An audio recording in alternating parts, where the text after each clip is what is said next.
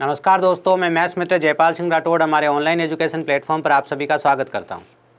जैसा कि आपने टाइम एंड वर्क की 3 शीट मैंने कराई है, या जैसे 3 क्लास मैंने ली है वो आपने सब अच्छे से देखी होगी। तो चौथी क्लास में हम कुछ प्रीवियस ईयर क्वेश्चंस करेंगे। कुछ प्रीवियस ईयर क्वेश्चंस ऐसे बोल रहा हूँ, इसलिए बोल रहा हूँ क्योंकि प्रीवियस ईयर क्वेश्चन का सेगमेंट अपना अलग है, जिसमें हम पूरे प्रीवियस ईयर क्वेश्चंस करेंगे। और आप लोगों को पता होगा कि जो पेड बैच के स्टूडेंट है, प्रीवियस ईयर क्वेश्चंस का पूरा सेगमेंट केवल उन्हीं को मिलने वाला है। बाकी थ्योरी जो है आपकी एप्लीकेशन पे चल रही है, वो यूट्यूब पे भी फ्री चल रही है। कुछ बच्चे एप्लीकेशन पे देख रहे हैं, कुछ यूट्यूब पे देख रहे हैं। हाँ, ये बात अलग है कि जैसे चैप्टर टेस्ट होगा, प्रीवियस ईयर क्वेश्चंस होंगे और मॉक टेस्ट होगा। जैसे 20 मॉक टेस्ट होने, मतलब 50 मॉक टेस्ट होंगे टोटल आपके लिए, लेकिन 20 वैसे होंगे जो हम सॉल्व कराएंगे आपको क्लास में। प्रीवियस ईयर क्वेश्चंस एक क्वेश्चन सॉल्व कराएंगे, इसके अलावा चैप्टर टेस्ट भी होंगे आपके। तो इन सब चीज़ों पर आधारित होकर आपका पूरा एक पैटर्न तैयारी होगी। अब जनरली बात क्या है कि कुछ बच्चे हमेशा पूछते रहते हैं, सर सिलेबस कब होगा, सिलेबस कब हो जाएगा, सिलेबस हो तो जाएगा। तो उनके लिए मैं क्या एक मैसेज दे रहा हूँ, उसको ध्यान से सुनना है ना, मेरी बात को सुनना ध्यान से, क्योंकि कुछ बच्चों के मैसेज आते हैं ये। अब एक्चुअली उस मैसेज के पीछे का जो मेजर कारण जो है ना, वो क्या है वो देखो ध्यान से। मेजर रीज़न है कि अपने को कुछ चीज़ें पता नहीं है भाई, ठीक है ना, इस वजह से। अब जैसे अगर अपने सिलेबस की बात करें तो हमने मोटा मोटा इसमें 30 पॉइंट, मतलब 30 टॉपिक डाले हुए हैं अपने सिलेबस। कितने? 30 टॉपिक है। एसएससी जीडी के हिसाब से हमने इसे डिवाइड करके बनाया है, ठीक है सर। अब इस 30 टॉपिक का जो अपना सिलेबस है, इस सिलेबस के अंदर सबसे पहला अगर टॉपिक हम मान लेते हैं, देखो कोई भी पहला लो कोई भी बाद में लो, उससे कोई फ़र्क नहीं पड़ना है। हम मान लेते हैं मेंसुरेशन 2D और 3D। तो मेंसुरेशन 2D और 3D सबसे बड़ा टॉपिक है जो हमने कर लिया। मेरी बात को सुनना ध्यान से कि हमें क्या करना है, ठीक है ना, क्या चीज़ें बाकी रह गई है, उन सब चीज़ों पर बात कर रहा हूँ मैं, ठीक है। तो मेंसुरेशन 2D और 3D हो गया, वो सबसे बड़ा टॉपिक है, उसमें सबसे ज़्यादा फॉर्मूले यूज़ होते हैं।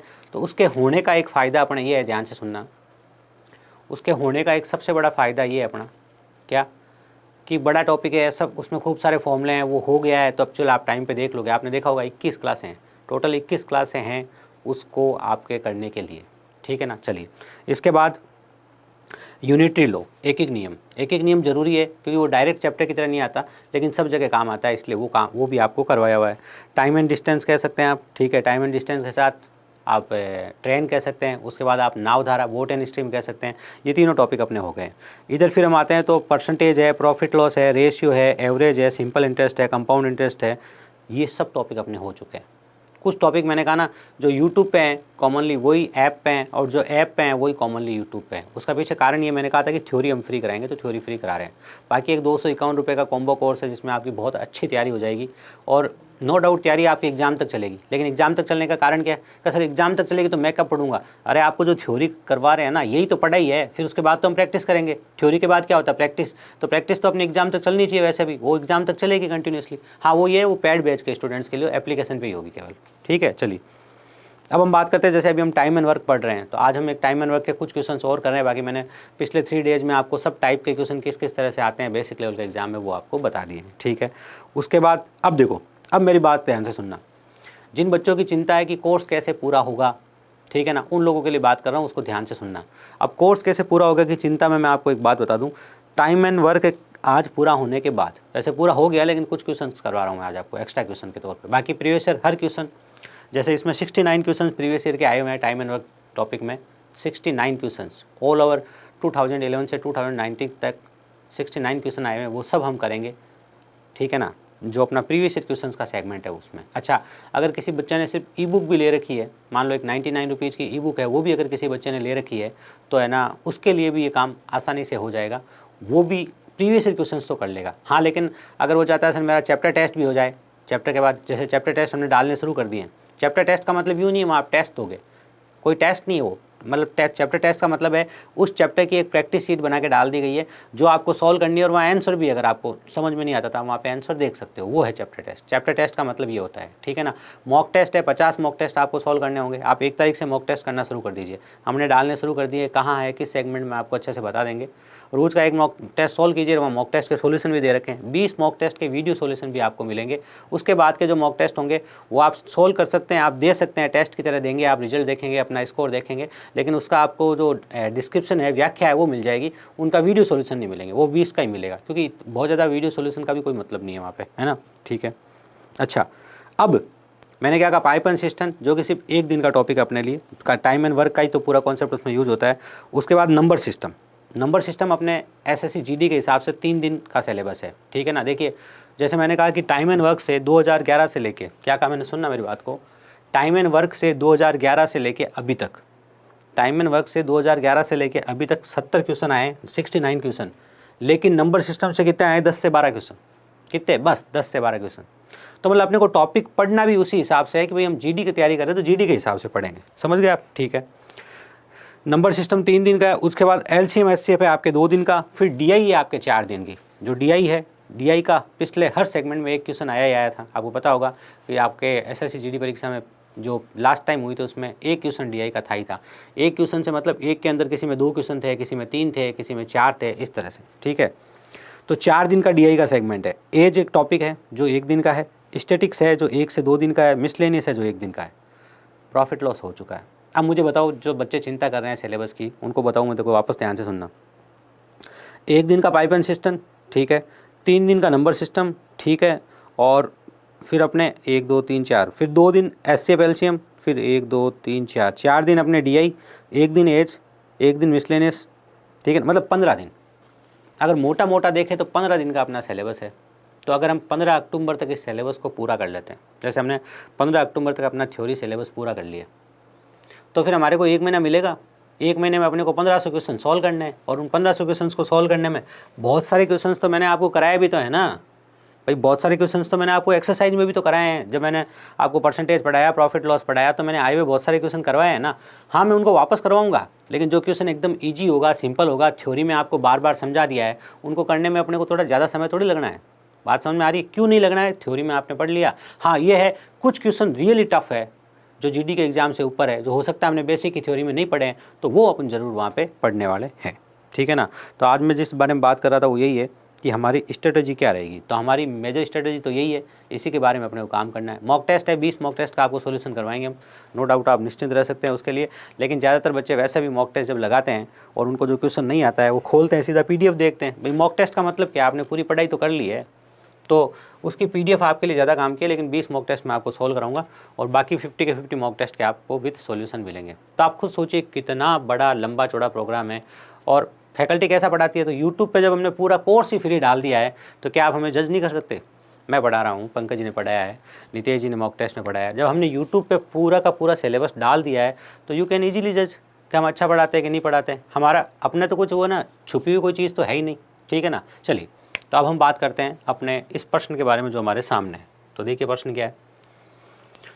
आज सिर्फ कुछ प्रश्नों पे बात कर रहा हूँ, उसके पीछे कारण ये है कि मोटा मोटा एक रिवीजन हो जाए, जो आपने अभी 3 दिन में पढ़ा है उसके पीछे। और उसका भी एक कारण बता दूँ मैं, कोई भी बात छुपी हुई नहीं है, सब पारदर्शिता है।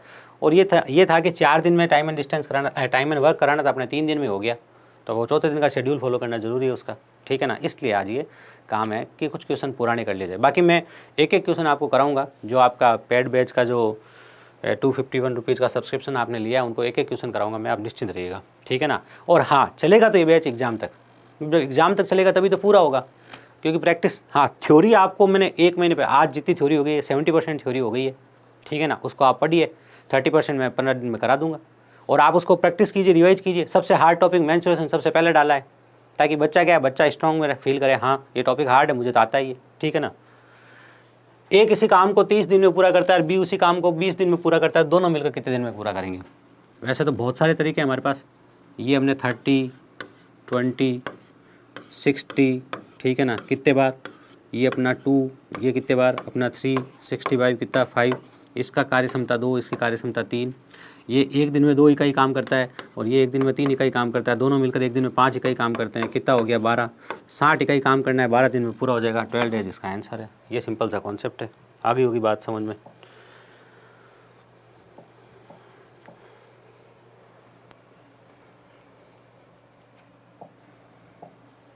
लीजिए अगले सवाल की बात करी जाए।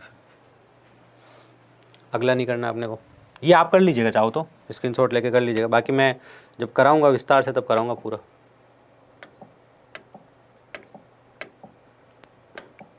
अच्छा, बड़े नहीं किए क्या? चलो फिर हमें ढूंढने पड़ेंगे कौन कौन से जो हमें करने हैं, वो हमें ढूंढने पड़ेंगे।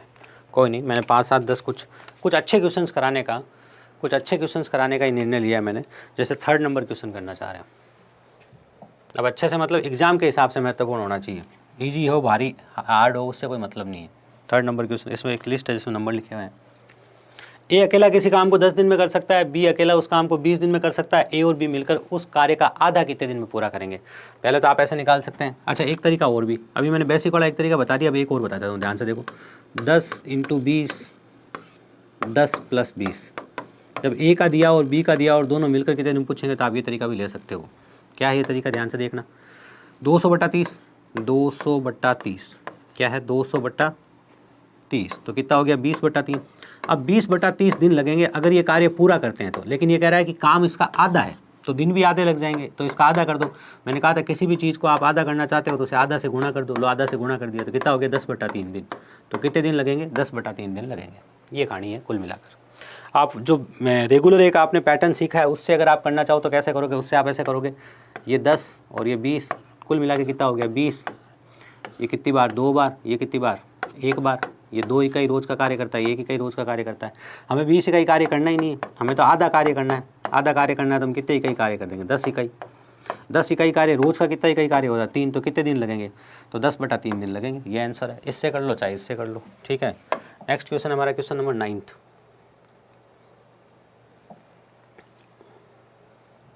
ये लीजिए 9th क्वेश्चन क्या है, ध्यान से देखिए। ये कुछ क्वेश्चन प्रैक्टिस के हिसाब से करा रहा हूँ, बाकी मैं प्रीवियस ईयर हर क्वेश्चन कराऊंगा आपके बैच में, आप निश्चिंत रह सकते हैं इस बात के लिए, ठीक है। चलिए क्या है हमारा क्वेश्चन, देखिए जरा ध्यान से। ए किसी कार्य का 1/5 भाग 4 दिन में कर सकता है। मैंने क्या सिखाया था, अगर 1/5 भाग को 4 दिन में कर सकता है तो पूरा काम ए जो नाम का बंदा है वो पूरा काम कितने दिन में करेगा, वो 20 डेज में करेगा, सिंपल। और बी के लिए कह रहा है 1/6 भाग, 1/6 भाग कितने दिन में, 1/6 भाग 5 दिन में करेगा। तो आपको क्या सिखाया था मैंने बहुत सिंपल सी बात आपको सिखाई थी, 5 × 30, पूरा काम कितने दिन में होगा, 30 दिन में। आगे की तो वही कहानी है ना, दोनों मिलकर यदि वे एक साथ कार्य करते हैं इस काम को कितने दिन में पूरा कर देंगे। आगे की कहानी तो वही है, 20 × 30 बटा 20 × 30 बटा दोनों को जोड़ के लिख दो 50। कितना हो गया, 0 से 0 कितनी बार कट गया, 4 बार, 3 चौक 12, कितने दिन में, 12 दिन में। लीजिए आगे का कहानी सिंपल। अगला क्वेश्चन हम करना चाहेंगे क्वेश्चन नंबर 11 नंबर क्वेश्चन। कुछ क्वेश्चन किए जा रहे हैं ताकि कुछ अप्रोच आपको पता चले कि क्या कार्य करना होता है। थोड़ा तेज़ी से करवा रहा हूँ क्योंकि पढ़ा तो चुका हूँ ना, तो पिछले 3 भाग में पढ़ा तो दिया है ना आपको, ठीक है ना। चलिए पी क्यू से दुगनी तेज़ी से काम करता है। कौन, पी नाम का बंदा है, वो क्यू से दुगनी तेज़ी से काम करता है। तो 2:1 क्या है, इनकी कार्य क्षमता का अनुपात है। यदि क्यू 36 दिन में स्वतंत्र रूप से उस कार्य को पूरा कर सकता है तो पी और क्यू मिलकर उस काम को कितने दिन में करेंगे। अगर आपने मेरे इससे पहले कार्य क्षमता जो मैंने सिखाई है वो सीखी है, तो मैंने आपको सिखाया था ये क्यू के बारे में कह रहा है 36 दिन, तो यहाँ आप क्यू की कार्य क्षमता से गुणा करोगे। क्यू की कार्य क्षमता 1 है। अब आपको ज्ञात क्या करना है, दोनों मिलकर, तो यहाँ दोनों मिलकर जो इनकी कार्य क्षमता है उससे मतलब भाग दे दोगे, तो 2 और 1 कितना हो गया 3, तो दोनों मिलकर कितने दिन में करेंगे, 12 दिन में कर देंगे। कैसे आया, क्या आया, इसको सीखना सोचना मैंने आपको करवाया है, एक्सरसाइज में करवाया है। अब यूँ नहीं एक्सरसाइज किए बिना आप इधर टपक गए हो तो वो गलत बात होगी, ठीक है ना। चलिए 14 नंबर क्वेश्चन किया जाए। कुछ अच्छे क्वेश्चन करवा रहा हूँ, बाकी सब क्वेश्चन कराऊंगा, निश्चिंत रहना। ए किसी काम को 12 दिन में कर सकता है, बी ए की तुलना में 60% अधिक कार्यकुशल है। कौन ज़्यादा कार्यकुशल है, बी कार्यकुशल है। किससे, ए से। कितना, 60% ज़्यादा। मतलब अगर 100 होगा तो ये कितना होगा, 160 होगा। काट कर लिखेंगे तो क्या लिखेंगे, 5 और 8। तो इनकी कार्य क्षमता का अनुपात क्या आ गया, 5 और 8। 60% ज़्यादा कार्यकुशल होने का मतलब क्या हुआ, अगर ये 100 है तो ये कितना होगा, 160 होगा। तो इनकी कार्य क्षमता का अनुपात 5:8 है, ठीक है। ए किसी काम को 12 दिन में कर रहा है, बी उस काम को कितने दिन में करेगा। कौन, ए कितने दिन में कर रहा है, 12 दिन में। ए की कार्य क्षमता कितनी है, ए की कार्य क्षमता 5 है, तो 5 से गुणा कर लोगे। किससे करवाना चाह रहे हो, बी से करवाना चाह रहे हो। बी की कार्य क्षमता कितनी है, 8 है, तो 8 का भाग दे दो। ये बी से आप करवाना चाह रहे हो इसलिए 8 का भाग दे दिया। ऐसा मैंने आपको सिखाया है, ठीक है ना। चलिए इसके अलावा मैंने कई बेसिक तरीके सिखाए हैं। ये 2 बार कटेगा, 3 बार कटेगा, 3 पंजा 15, 15/2 7.5 दिन। 7.5 दिन आपके सवाल का आंसर आ चुका है। B is the right answer, ठीक है। चलिए वेरी गुड। ये था 14 नंबर क्वेश्चन। नेक्स्ट क्वेश्चन हमें करना है 16 नंबर क्वेश्चन। कुछ क्वेश्चन ही करेंगे आज हम, बाकी मैं पूरी सीट कराऊंगा आराम से, आप निश्चिंत रहना।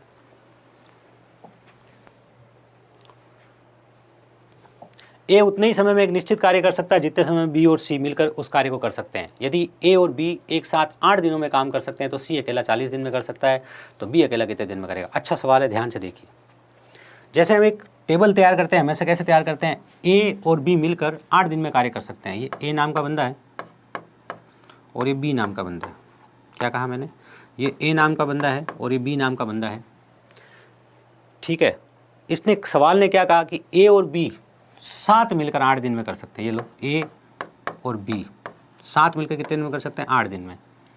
और सी अकेला उसे 40 दिन में कर सकता है। बिल्कुल, इन दोनों का लसअप कितना होगा? 40 होगा। बिल्कुल, मतलब इन दोनों की मिलाकर इकाई कितने इकाई कार्य करेंगे? 5 इकाई। और सी अकेला रोज की कितनी इकाई कार्य करेगा? 1 इकाई। यहाँ तक की बात अपने को पता चल गई।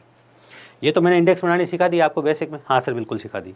ये 5 इकाई काम करेंगे दोनों मिलकर, और सी अकेला 1 इकाई काम करेगा। अब मुझे बताओ, सिंपल सी बात, यहाँ क्या कहा है? ए उतने ही समय में एक निश्चित कार्य कर सकता है जितने समय में बी और सी। मतलब ए की जो कार्य क्षमता उतनी है जितनी बी और सी की मिलाकर है। वापस सुन लो, ए जितने समय में बी और सी मिलकर कोई कार्य करते हैं उतने समय में ए अकेला काम करता है। इसका मतलब इनकी और इनकी कार्य क्षमता क्या है? बराबर है। इस ए की कार्य क्षमता इन दोनों की कार्य क्षमता के बराबर मिलाकर है। समझे? इन दोनों की कार्य क्षमता मिलाने से जितनी होगी उतनी अकेले ए की है। अब मुझे बताओ आप, ए प्लस बी प्लस सी की कार्य क्षमता की बात कर रहा हूँ, दिनों की नहीं। ए प्लस बी प्लस सी की कार्य क्षमता को अगर देखो तो कितनी इकाई आएगी? वो 6 इकाई आएगी। कैसे आएगी? 6। देखो ध्यान से, ए और बी की कितनी आई? 5, और सी की कितनी आई? 6। 1 दोनों मिलकर कितनी हो गई? 6। ए बी और सी तीनों मिलकर कितने इकाई काम करते हैं? ए बी और सी तीनों मिलकर 6 इकाई कार्य रोज के करते हैं। उसमें से ध्यान से सुनना, उसमें से आधा काम तो ये अकेला करेगा और आधा काम ये दोनों मिलकर करेंगे। क्यों? क्योंकि हमारा सवाल क्या कह रहा है? ध्यान से पढ़ो, बस एक व्यवहार है छोटा सा। देखो, रटने की कोशिश करोगे ना तो इतनी लैंग्वेज बन सकती है इसमें, इतनी लैंग्वेज बन सकती है कि आप पकड़ नहीं पाओगे। आपको एक छोटा सा व्यवहार सीखना है। ए जितना काम करता है उतना बी और सी मिलकर करते हैं रोज के, ऐसा लिखा हुआ है। तो अब आप बताओ, ये जितना होना चाहिए उतना ये दोनों मिलकर होने चाहिए, और टोटल 6 होना चाहिए। इसका मतलब 3 तो ये होगा, 3 ये होगा। तो ए रोज का कितना इकाई कार्य करता है? 3 इकाई। ये बात पता चल गई। यहाँ से आपको एक और बात पता चल रही है, इस 3 में कौन है? बी और सी है, जिसमें से सी कितना है? सी 1 है। कहाँ है सी 1? लो, सी का 1 इकाई काम होता है रोज। तो पीछे कितना बच गया? 2 इकाई। ये 2 इकाई कार्य किसका है? बी का। अब अपने को तीनों को पता चल गया। ए रोज के 3 लड्डू खाता है, बी रोज के 2 लड्डू खाता है, सी रोज का 1 लड्डू खाता है, जैसा मैंने लड्डू वाला कॉन्सेप्ट आपको बताया था। अब हमें बताना है कि बी अकेला कितने दिन में कार्य कर देगा। टोटल कार्य कितना है? टोटल कार्य 40 इकाई। और ये 40 इकाई कार्य किससे करवाना चाह रहे हो? बी से। बी रोज का कितना करेगा? 2 इकाई। तो 40/2 कितना हो जाएगा? 20। तो 20 इकाई कार्य आपका उत्तर आ जाएगा। ठीक है, सॉरी 20 दिन में कार्य पूरा हो जाएगा। किसके द्वारा? बी नाम का जो बंदा है उसके द्वारा 20 दिन में काम पूरा हो जाएगा। ये कहानी है। ठीक है, चलिए 16 के बाद 34 नंबर सवाल करना अपने को। लीजिए,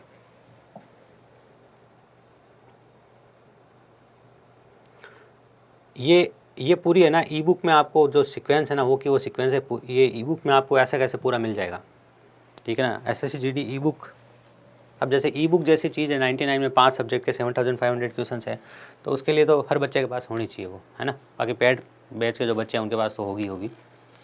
रवि, मनीष तथा नवीन अकेले एक कार्य को 30 दिन में तथा 15 दिन और 10 दिन में पूरा कर सकते हैं। वे मिलकर कार्य शुरू करते हैं, परंतु रवि कार्य शुरू होने के 2 दिन बाद कार्य छोड़ देता है तथा मनीष और 3 दिन के बाद कार्य छोड़ देता है। नवीन शेष कार्य को कितने दिन में पूरा कर लेगा? क्या लिखा है? ध्यान से देखिए। रवि, मनीष तथा नवीन अकेले एक कार्य को क्रमशः 30 दिन, 15 दिन और 10 दिन में पूरा करते हैं। क्या बोला? ध्यान से सुनिएगा। रवि, मनीष तथा नवीन अकेले एक कार्य को क्रमशः 30 दिन में, 15 दिन में और 10 दिन में पूरा कर सकते हैं। ठीक है सर। वे मिलकर कार्य शुरू करते हैं, परंतु रवि कार्य शुरू होने के 2 दिन बाद कार्य छोड़ देता है। तो पहले लिखना पड़ेगा R फॉर रवि कितने दिन में? 30 दिन में। M फॉर मनीष कितने दिन में? 15 दिन में। और N फॉर नवीन कितने दिन में? 10 दिन में। कितना हो गया? 30। कितना हो गया? 1। कितना हो गया? 2। कितना हो गया? 3। ठीक है, ये रोज़ 1 इकाई कार्य करता है, ये रोज़ का 2 इकाई कार्य करता है, ये रोज़ का 3 इकाई कार्य करता है। ठीक है सर। वे मिलकर कार्य शुरू करते हैं, परंतु रवि कार्य शुरू होने के 2 दिन बाद छोड़ के चलाता है।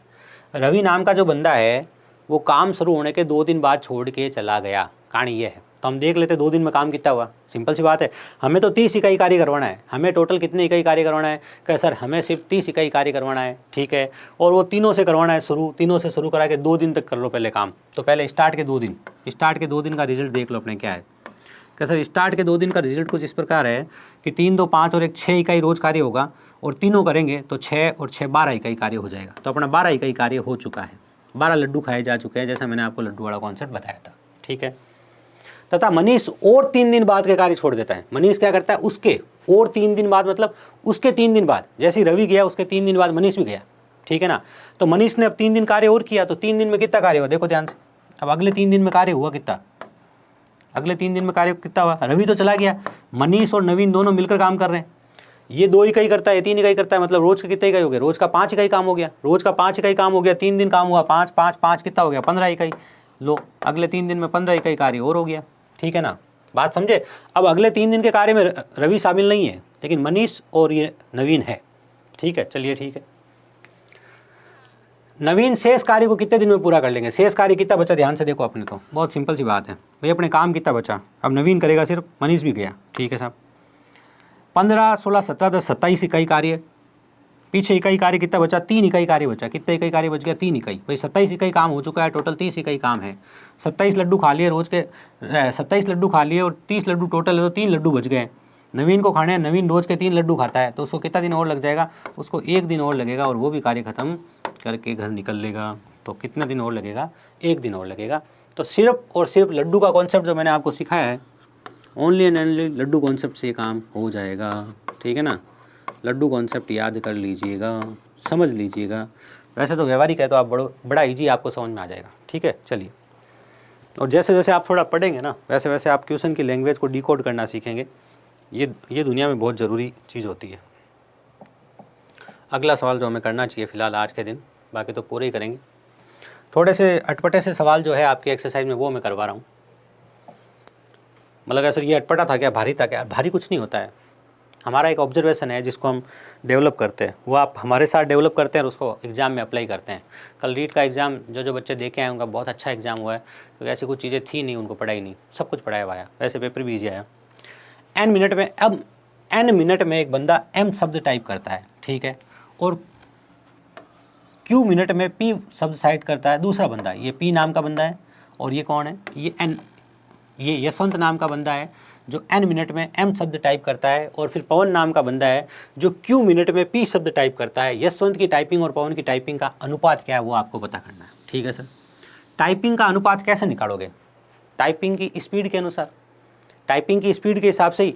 जैसे आप पूछते हो किसी को कि भैया आपका है ना टाइपिंग स्पीड क्या है, वो कहता है 30 वर्ड्स पर मिनट, ऐसे बोलता है, 20 वर्ड्स पर मिनट, 70 वर्ड्स पर मिनट, ऐसे बोलता है ना। इसका मतलब 1 मिनट में उसने कितने वर्ड बनाए, वही तो उसकी टाइपिंग स्पीड है। तो उसी का तो हम अनुपात निकालेंगे भाई। टाइपिंग का अनुपात, टाइपिंग का अनुपात का मतलब क्या हुआ, टाइपिंग के अनुपात का मतलब हुआ टाइपिंग की स्पीड का अनुपात, कि टाइपिंग की जो स्पीड है उसका अनुपात क्या है। टाइपिंग की स्पीड कैसे निकालते हैं, ध्यान से देखो कि 1 मिनट में कितने वर्ड टाइप करेगा। तो n मिनट में ये जो बंदा है, ये n मिनट में m वर्ड टाइप कर रहा है, ठीक है। तो 1 मिनट में कितने करेगा, तो 1 मिनट में कितने करेगा, m/n। ये इस पहले बंदे की टाइपिंग स्पीड है, ठीक है। अब दूसरे बंदे की टाइपिंग स्पीड क्या है, ध्यान से देखो, ये q मिनट में, कितने में, q मिनट में ये बंदा p शब्द टाइप कर रहा है। तो 1 मिनट में कितने करेगा, 1 मिनट में p/q वर्ड टाइप करेगा। ये इसकी टाइपिंग स्पीड आ गई। अब दोनों की टाइपिंग स्पीड का अनुपात पूछा है, तो ध्यान से देखो, mn अनुपात pq, ठीक है सर, इसमें कोई डाउट नहीं, सिंपल सी बात है। अब आप क्या करोगे, अब आप तिरछा गुणा कर दीजिए। सरल अनुपात निकालने के लिए आप क्या करोगे, तिरछा गुणा कर दोगे। तिरछा गुणा कैसे, ये यहाँ जाएगा, गुणा हो जाएगा mq, लीजिए, और वहाँ जाएगा तो क्या हो जाएगा np। तो mq np, mq np, mq np, np को चाहे pn को एक ही बात है। देखो मिलते जुलते हैं, कन्फ्यूज मत हो जाना। mn नहीं है सर, mn नहीं होगा साथ में, m के साथ q होना चाहिए, ये भी नहीं होगा सर, ये नहीं होगा। तो m के साथ q है और p और n है, तो उधर देखो np लिखो चाहे p और n लिखो, एक ही बात है। इसका मतलब ये आंसर क्या है, सही है। ऐसे ये सवाल अपने को हल करना था, ठीक है। चलिए अगला सवाल हमें करना चाहिए 48। चलिए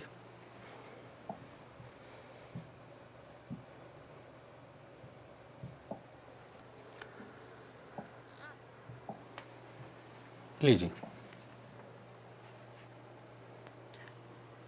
एक काम को पूरा करने के लिए एक व्यक्ति कम होता तो उस काम को पूरा करने के लिए 1 दिन और लगता। यदि एक काम को करने के लिए एक व्यक्ति कम होता तो उस काम को पूरा करने के लिए 1 दिन ज़्यादा लगता, ठीक है सर। उस काम को पूरा करने के लिए 1 और दिन लगता यदि कार्य पूरा करने के लिए आवश्यक मानव दिनों की संख्या 56 है, ठीक है। क्या कह रहा है, उस काम को पूरा करने के लिए 1 और दिन लगता, कब, यदि एक व्यक्ति कम होता तो उस काम को पूरा करने के लिए एक दिन और लगता। यदि कार्य पूरा करने के लिए आवश्यक मानव दिनों की संख्या 56 है, टोटल जो दिन है वो 56 लग रहे हैं, तो कार्य करने वाले कितने लोग हैं, ठीक है ना। टोटल मानव और दिनों की संख्या से मतलब है, मतलब ये दिन नहीं बता रहा, सिर्फ टोटल मानव और दिन मतलब मानव और दिनों का गुणा, मानव दिनों का गुणा मतलब MD कह रहा है, ये MD मानव गुणा दिन, ये मिलाकर कितने हैं 56 है, ये कह रहा है हमारा सवाल। कह रहा है ये दोनों मिलाकर कितने हैं 56, इस अंडर डिनोमिनेटर के साइन से कन्फ्यूज मत रहना, ठीक है सर। अब अपने को कुछ नहीं करना है, 56 के ऊपर एक ऑब्जर्वेशन करना है। ये सवाल में अपने को कुछ नहीं करना है, अपने को जो 56 है ना इसके ऊपर एक ऑब्जर्वेशन करना है। एक सिंपल सा ऑब्जर्वेशन आपको आंसर दे देगा। कैसे कि सर ये लिखा हुआ है 56, ठीक है सर। 56 को आप लिख सकते हो 8 7 जा 56, बिल्कुल। अब अगर देखो ध्यान से, यदि एक व्यक्ति कम होता, ये तो पुरानी कंडीशन थी, यदि एक व्यक्ति कम होता तो मतलब कितने व्यक्ति हो जाते, 7 हो जाते। कितने हो जाते, 7, ठीक है। तो एक दिन और लगता, तो दिन एक और लगता मतलब कितना हो जाता, 8। तो 8 साथ ही वापस कितना हो जाता, 56, और पहले भी 56 और बाद में भी 56, ठीक है। तो काम करने वाले कितने व्यक्ति थे, तो काम करने वाले कितने व्यक्ति थे, 8 व्यक्ति। समझे आप भाई, 8 व्यक्ति थे, 7 दिन में काम को पूरा कर रहे थे। हमने सोचा 56 के हिसाब से।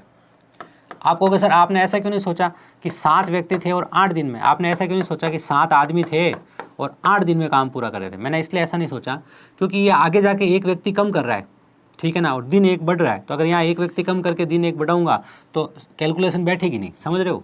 लेकिन अगर मैं ऐसे बढ़ाऊँ कि 8 × 7 कर दूँ और पहले मैं मान लूँ कि 8 आदमी थे, अब आदमी एक कम हो रहा है, वो कह रहा है तो आदमी यहाँ 7 हो जाए, और दिन एक बढ़ रहा है तो दिन एक बढ़कर कितना हो जाए, 8 हो जाए। तो वापस आंकड़ा वो का हो रहा है 56 से बराबर 56 हो रहा है, काम हो रहा है। इसका मतलब पहले कितने थे, प्रारंभ में कितने व्यक्ति थे, प्रारंभ में व्यक्ति तो थे 8, और दिन कितने लगे थे, दिन लगे थे 7। ऐसा आपको परीक्षा में सोचना होता है।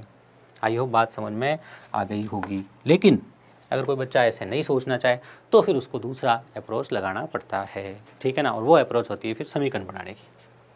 चलिए 51 सवाल किया जाए।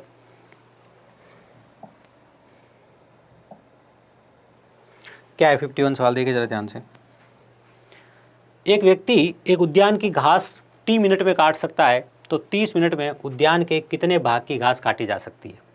हमें तो ये पता करना। अब एक नियम का, वैसे तो ये सवाल एक नियम का है, प्योरली ये यूनिटरी लॉ का ही सवाल है। हमारे ऑपरेटर मोदी ने इसमें डाल दिया तो करवा देते हैं। ये सवाल यूनिटरी लॉ का है, ठीक है, लेकिन उन्होंने टाइम एंड वर्क में दे दिया है तो दे सकते हैं, कोई बड़ी बात नहीं है। टाइम एंड वर्क में कर लेते हैं, क्योंकि MDH भी तो समानुपात का कॉन्सेप्ट है जो हम टाइम एंड वर्क में करते ही है, ठीक है ना, तो कोई इश्यू वाली बात नहीं है, ठीक है। अब हमें ज्ञात क्या करना है, कितने भाग की घास काटी जा सकती है। भाग ज्ञात करना है तो भाग आगे रहेगा। भाग आगे कैसे रहेगा, एक उद्यान की घास 30 मिनट में काटता है, इसका मतलब आपको ऐसा लिखना पड़ेगा 30 मिनट में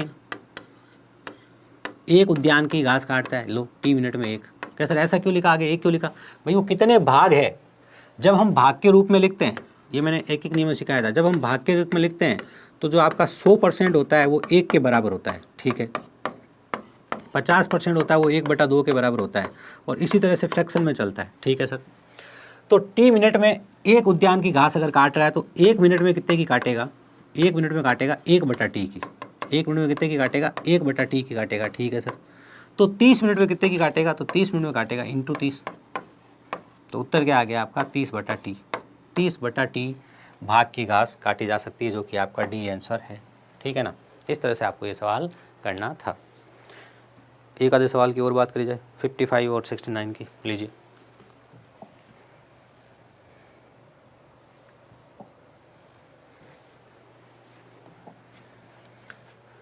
छः व्यक्ति काम पूरा करने के लिए राजी हो जाते हैं। 6 दिनों बाद जब ठीक आधा कार्य शेष रहता है तो उनमें से 2 व्यक्ति चले जाते हैं। तदनुसार शेष कार्य को पूरा करने के लिए अन्य 4 व्यक्तियों को कितने दिन का काम लगेगा। ये याद करो, मैंने MDH में छोड़ के जाने वाला कॉन्सेप्ट सिखाया था आपको। MDH तो है नहीं यहाँ पे, और बराबर में MD लिखना है, बस इतना सा कॉन्सेप्ट सिखाया था आपको। 6 व्यक्ति द्वारा एक कार्य को करने के लिए राजी हो जाते हैं, और 6 दिनों बाद जब ठीक आधा कार्य हो जाता है तो चले जाते हैं। इसका मतलब काम 12 दिन का है भाई। 6 दिन में आधा काम हो जाने का मतलब क्या हुआ, काम 12 दिन का है। तो सवाल ये कहना चाहता है कि 6 लोगों का है काम है, और ये काम 12 दिन का काम है, क्योंकि 6 दिन में आधा काम हुआ ना, 6 लोगों का 12 दिन का काम है। लेकिन हमें पता है कि 6 दिन का काम हो गया है, उस 6 दिन की पंचायती हमें नहीं करनी है। मैंने यही सिखाया था कि जब कोई छोड़ के जाए तो आप जाओ तब आप देखना क्या कंडीशन है। क्या सर हम गए तो ये कंडीशन थी कि 6 लोगों के लिए 6 दिन का काम था, क्योंकि आधा काम 6 दिन में हो गया और आधा काम 6 दिन में होगा। तो शेष कार्य की बात अगर हम करें तो 6 लोगों के लिए 6 दिन का काम था, लेकिन वही कार्य 4 लोगों को कितने दिन में करना पड़ेगा, ये लो। बस इतना सिंपल सा कॉन्सेप्ट है। 6 छंग 36, 4 का भाग दोगे तो 9 दिन में ये कार्य कर देंगे। छोड़ के जाने वाला कॉन्सेप्ट जो मैंने सिखाया था वो कॉन्सेप्ट मैंने यहाँ पे काम में लिया है। आई होप समझ में आ गया होगा।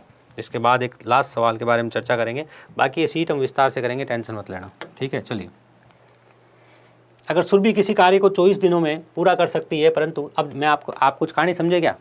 मोटा मोटा कहानी यह है। वैसे तो देखो जैसे जैसे बच्चे का स्किल्स बढ़ेगी, पढ़ने की क्षमता बढ़ेगी, और जो बच्चा लगातार पढ़ेगा उसकी मतलब हर चीज़ डेवलप होगी, पैटर्न एक फॉलो करेगा, उसको अच्छा ही मिलेगा सीखने के लिए।